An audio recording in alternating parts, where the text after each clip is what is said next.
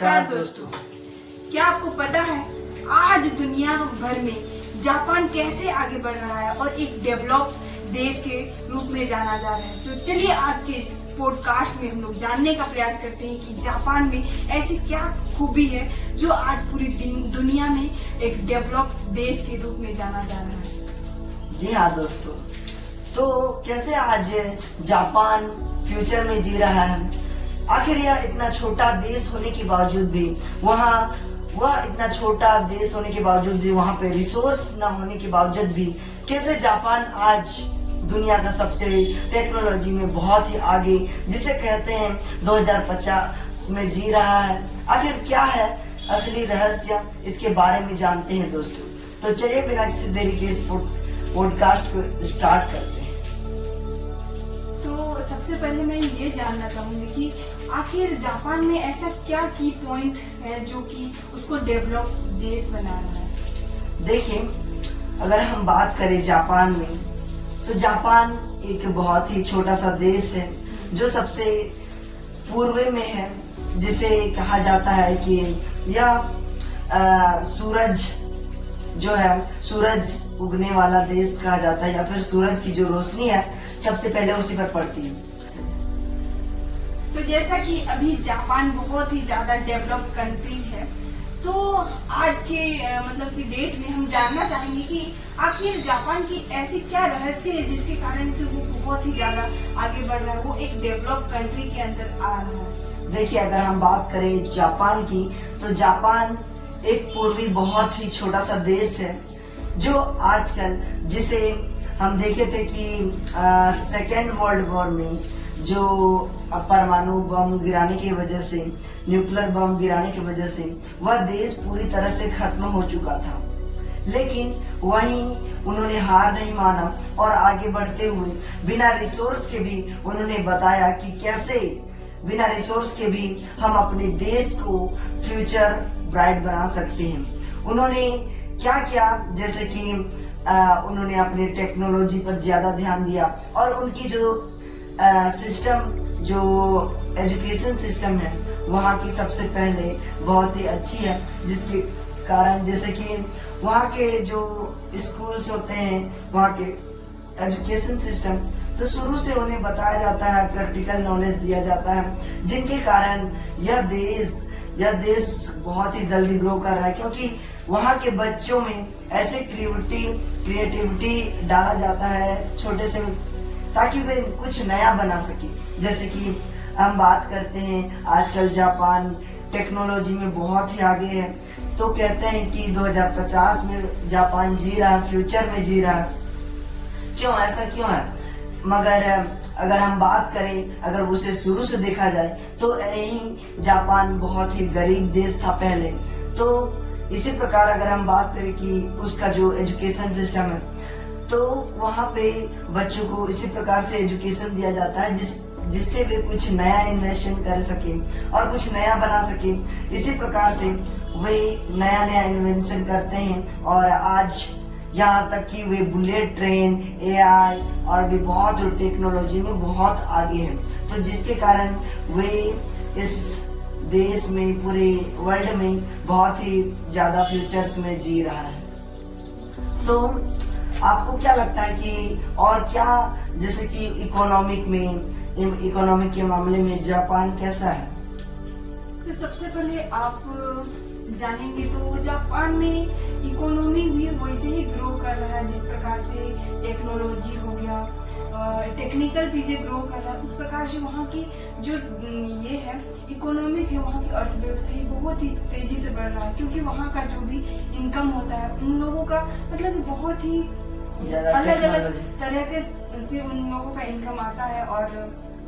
बात करें वहाँ की इकोनॉमिक जीडीपी की, तो बहुत ही ज्यादा ग्रोइंग में चल रहा है, और वह जीडीपी बढ़ने से एक देश की जो पावर होता है वो भी बढ़ जाता है। तो इसी प्रकार से जैसे कि वह देश अपने टेक्नोलॉजी का यूज करके वे अपने नया गैजेट, ऐसे बहुत सारे ऐसे बुलेट ट्रेन हो गए, ऐसे एरोप्लेन जो वो बहुत ही नए क्रिएटिविटी करते हैं, नया एक ऐसा टेक्नोलॉजी बनाते हैं जो पूरे वर्ल्ड को जहाँ पूरे वर्ल्ड को यह मशीन्स भेजते हैं, जिनके कारण ये देश और भी ज्यादा होता है, ग्रो करता है, और जिसके कारण यही है वजह है जो उस देश को बहुत ही ज्यादा आगे जाने में मदद करता है। तो मैं यह जानना चाहूंगी कि जो जापान है उसमें ऐसा क्या डिसिप्लिन है क्या वहाँ पे? जी हाँ, देखिए जापान ने हमें यह बता दिया है कि अगर हमारे पास रिसोर्स भी नहीं है और कुछ ऐसा, क्योंकि हमने देखा था द्वितीय विश्व युद्ध में कि जापान पूरी तरह से खत्म हो चुका था, उसे कोई भी हिरोशिमा और नागासाकी में जो बम गिरा, जी हाँ, न्यूक्लियर अमेरिका के द्वारा गिराया गया था, जिसके कारण वह देश पूरी तरह खत्म, ऐसा लग रहा था कि वह देश और कभी आगे बढ़ ही नहीं पाता। और यही देश आज पूरे वर्ल्ड में फ्यूचर में जी रहा है। ऐसा कैसे हो सकता है? देखिए, अगर हम बात करें कि वहाँ के जो भी एजुकेशन सिस्टम से रिलेटेड तो हो गया, और वहाँ की जो भी पावर है, मिलिट्री पावर, और वहाँ की जो भी सरकार है, सरकार बहुत ही ज़्यादा स्ट्रांग है, जिसके कारण वहाँ के लोग बहुत अच्छे होते हैं और जो अपने देश के लिए सोचते हैं। ये वो एक यूनिटी को लेकर काम करते हैं, एक डिसिप्लिन से काम किया जाता है। वे यही डिसिप्लिन और यही सब मिलकर टीम वर्क से भी एक नया इन्वेंशन करते हैं और एक नया कोई मशीन्स टेक्नोलॉजी में यह देश इसीलिए आगे ग्रो कर रहा है। और यही हम बात करें इंडिया की, तो इंडिया में लोग ऐसे नहीं रहते फ्रेंडली और टीम वर्क ज्यादा नहीं करते, जिसके कारण भी अपने देश को ग्रो नहीं करवा पाते। यही अगर बात करें जापान की, तो जापान में लोग अपने देश को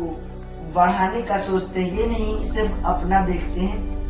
बल्कि पूरे देश को आगे बढ़ाने का सोचते हैं। तो इससे हमें ये समझ में आता है कि हमारे देश को एक यूनिटी चाहिए, एक टीम वर्क चाहिए, जिससे हमारा देश एक ग्रोइंग से लेकर एक अच्छा एडवांस लेवल तक पहुंच सकता है और यह एक डेवलप कंट्री भी बन सकता है। जी हाँ, तो यही है पूरी बात की। और अगर हम बात करें जापान की मिलिट्री पावर की, तो जापान में भी मिलिट्री पावर बहुत ही काफी अच्छा है, जिसके कारण वह कहीं न कहीं पूरे होल वर्ल्ड में वह पावरफुल देशों में भी गिना जाता है। तो इस कारणों से जो जापान है वह बहुत ही ज्यादा टेक्नोलॉजी में बहुत ही ज्यादा आगे है। और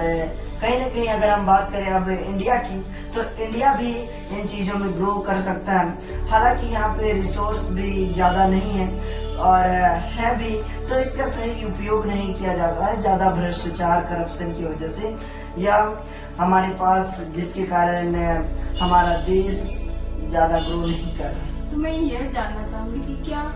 जापान में हमारे देश जैसे कि भारत में जिस प्रकार से भी भ्रष्टाचार हो रहा है, करप्शन हो रहा है, तो क्या वहाँ भी करप्शन का कोई ये नामो निशान है या फिर कोई ऐसा होता है क्या? देखिए, अगर बात करें हम जापान की, तो जापान में भी लोग, वहाँ की जो सरकार है, अगर हम बात करें जापान में पहले की, तो पहले लोग ज्यादा करप्शन में ही फंसते थे, लेकिन आज वहाँ की सरकार की जो पावर है, जो वहाँ के डिसिप्लिन है, लोग सब डिसिप्लिन से काम करते हैं। वहाँ से सरकार भी बहुत अच्छे से काम करती है, जिसके कारण सभी मिलकर काम करते हैं।